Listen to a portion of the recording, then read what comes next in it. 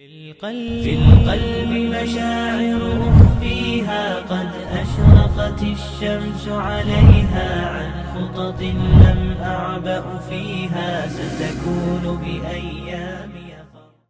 ومن يطع الله ورسوله فقد فاز فوزا عظيما. أما بعد فإن خير الحديث كتاب الله وخير الهدي هدي محمد صلى الله عليه وسلم وشر الأمور محدثاتها وكل بدعة ضلالة. يا إخوتي وأخواتي الكرام، هناك في سيرة رسول الله صلى الله عليه وسلم قصة تشهد بأن هذا الدين لا بد أن يكون من عند الله عز وجل. لماذا؟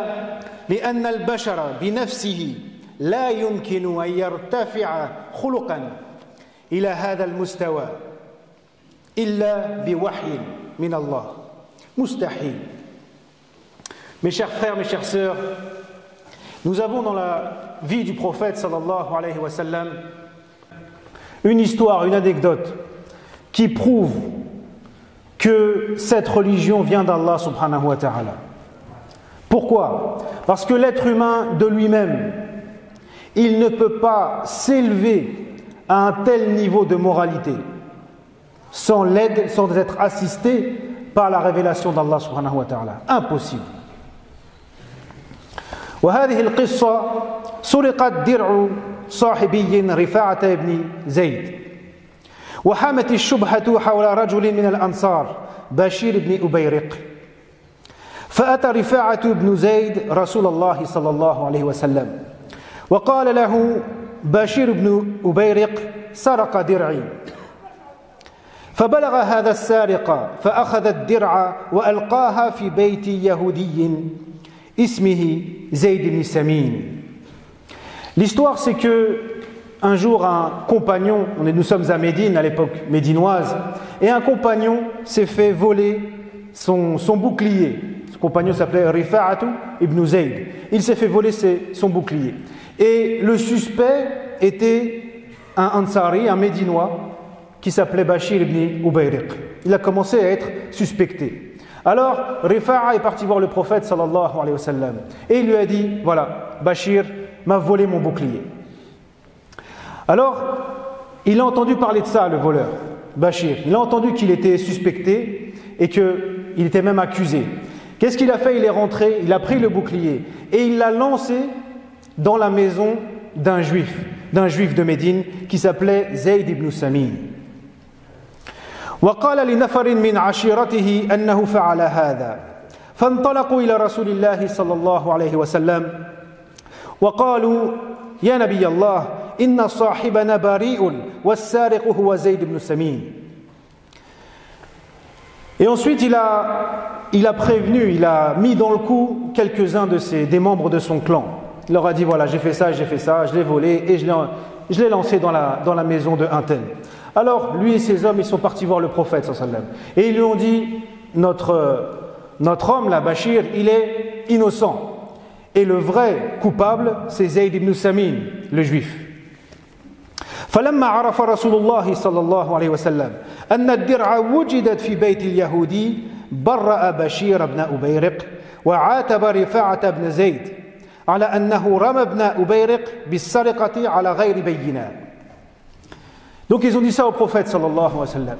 Et ensuite, lorsque le prophète a su que effectivement le bouclier avait été retrouvé dans la maison de Zayd ibn Samin, le juif, eh bien, il a innocenté Bashir ibn Ubayriq et il a reproché à Rifa'a, celui qui s'était fait voler son bouclier, il lui a reproché d'avoir accusé sans preuve.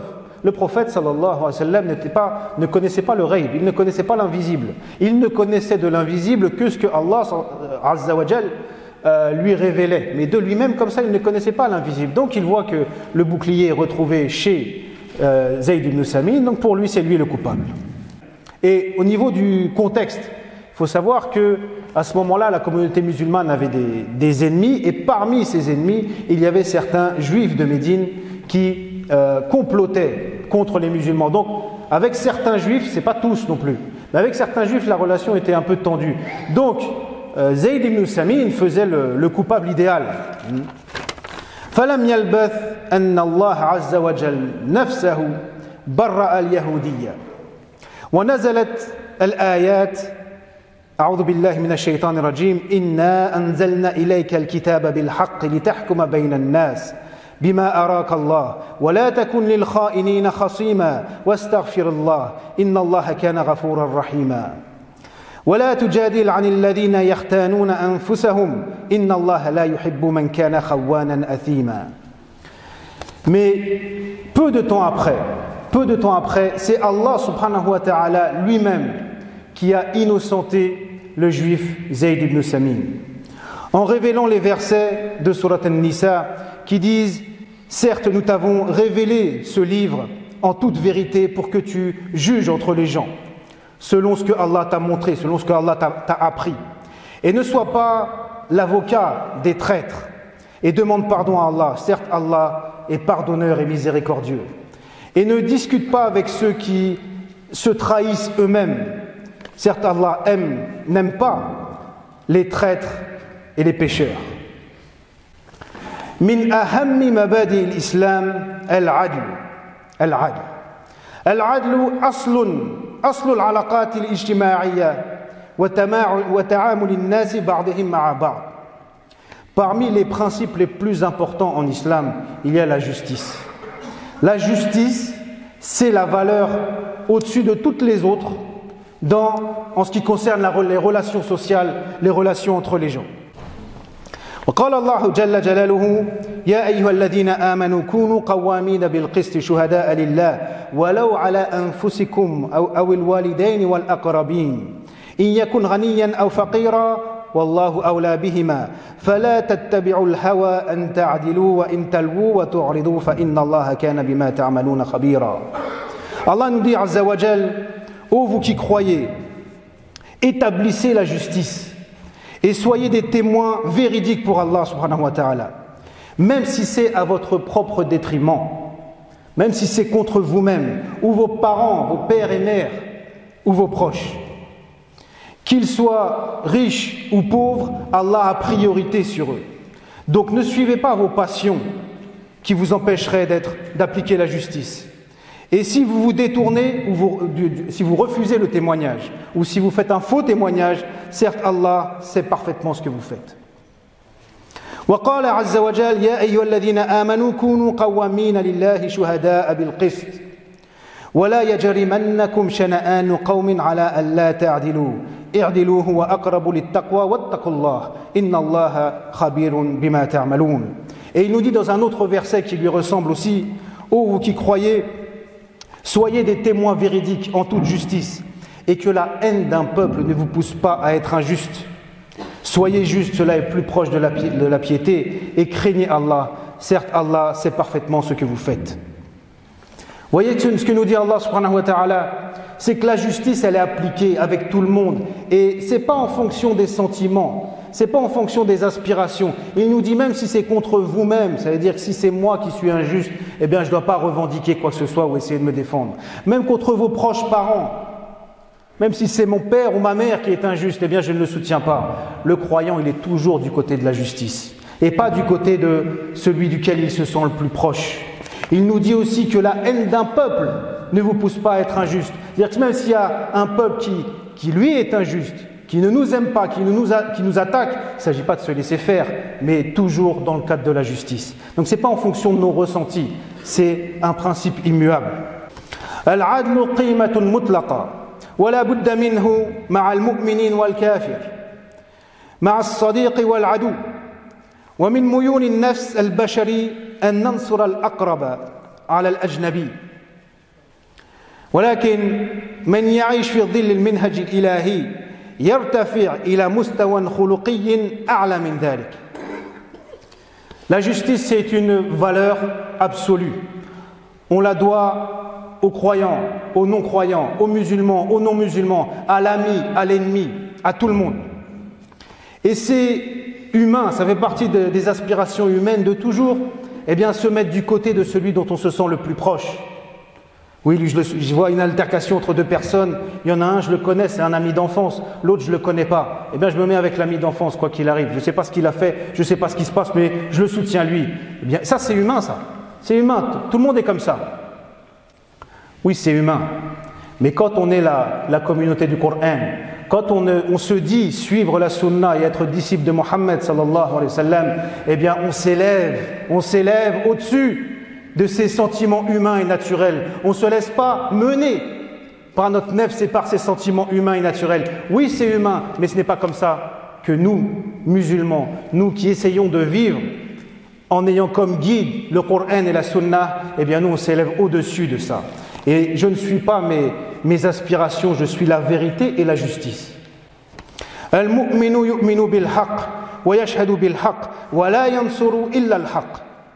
فعند منازعة بين شخصين ينصر المسلم المظلوم على الظالم مسلما كان أو كافرا.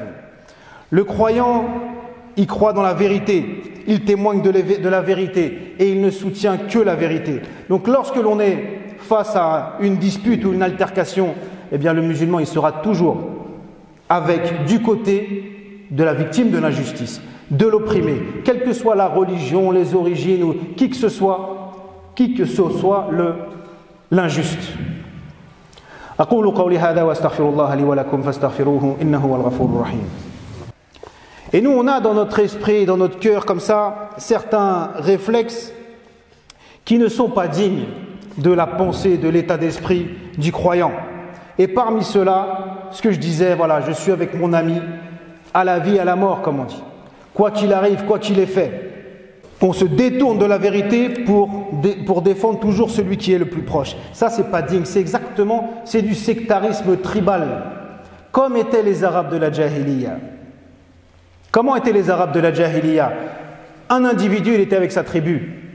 Si sa tribu, elle partait combattre une autre tribu, il ne cherchait pas à savoir qui avait raison, qui avait tort, pourquoi, comment. La tribu, elle y va, j'y vais. La position officielle de la tribu, je prends cette position, sans se poser de questions. C'était ça le tribalisme.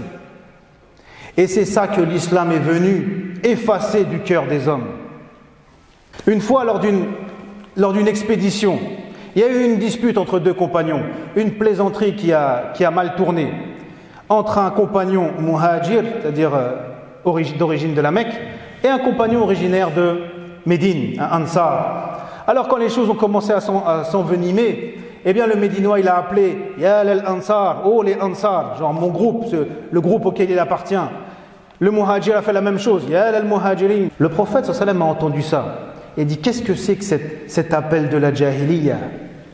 Il a dit délaissez ça car elle est pourrie. Hiya muntina, c'est quelque chose de pourri, quelque chose qui a pourri. Est-ce qu'on serait revenu à l'état des Arabes de la Jahiliya? Des fois on dirait, quand on voit parfois ce sectarisme dans notre communauté, parfois en fonction des origines, le racisme qui existe malheureusement, on ne peut pas nier ça, il existe, et entre un peu tout le monde, les Arabes, les Noirs, les convertis, les, je sais pas, Pakistanais, Turcs, subhanallah, comme les Arabes de la Jahiliya.